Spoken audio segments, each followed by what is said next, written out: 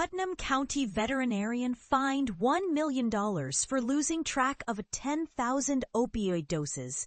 Full story revealed.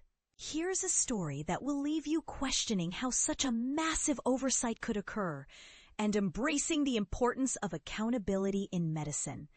A Putnam County veterinarian has been slapped with a near seven-figure penalty after losing track of nearly 10,000 doses of powerful opioids. But here's where it gets controversial. Some might argue, could a clinic owner really mishandle that many controlled substances by accident? Others might wonder if stricter DEA audits could prevent such cases. Clara Ann Mason, a 64-year-old vet from Wingfield, Northwest Virginia, now faces a $956,700 civil penalty after federal investigators discovered she had no proper records for thousands of doses of hydrocodone and oxycodone.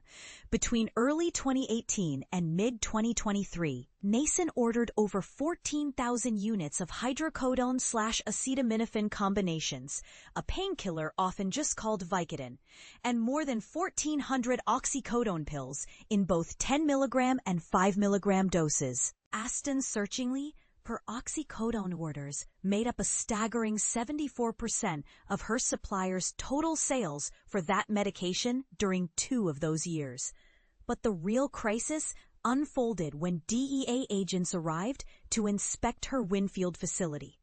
Mason had no documentation for prescriptions she'd allegedly written, no inventory logs, and no DEA purchase forms. Pausing the dramatic twist, she voluntarily surrendered her DEA registration during the raid.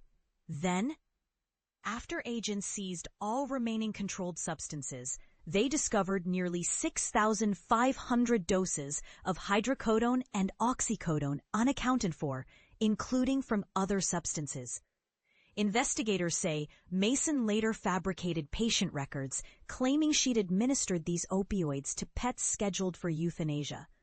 But a deep dive into these records, with interviews of pet owners, revealed inconsistencies. No medication logs matched the alleged treatments. And clients claimed their pets never received oral opioids before being put down. Acting U.S. Attorney Lisa G. Johnston chose her words carefully. Dr. Mason jeopardized community safety by failing to secure and track these drugs, worsening West Virginia's opioid epidemic. DEA Special Agent Jim Scott emphasized, controlled substance violations aren't minor missteps. They endanger communities, and registrants will face severe consequences. Some readers might debate whether a financial penalty, rather than criminal charges, is sufficient punishment.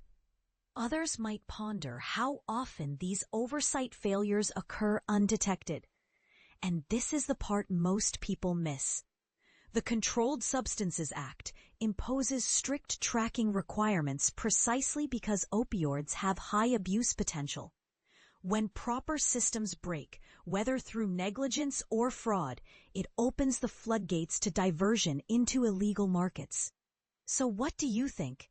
Should maximum civil penalties suffice for such cases, or do they warrant criminal prosecution?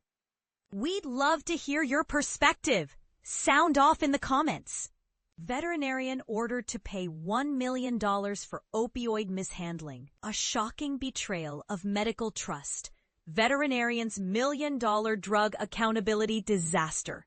In a jaw-dropping case that sends shockwaves through the medical community, a local veterinarian finds herself at the center of a massive legal storm that could redefine professional accountability.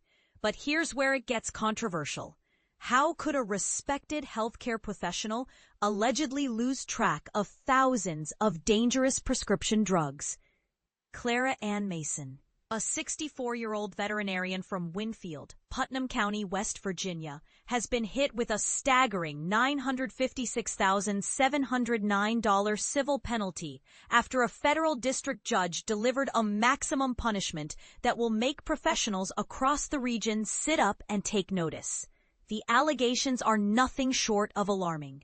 Between 2018 and 2023, Mason, a professional specializing in large animal veterinary medicine, is.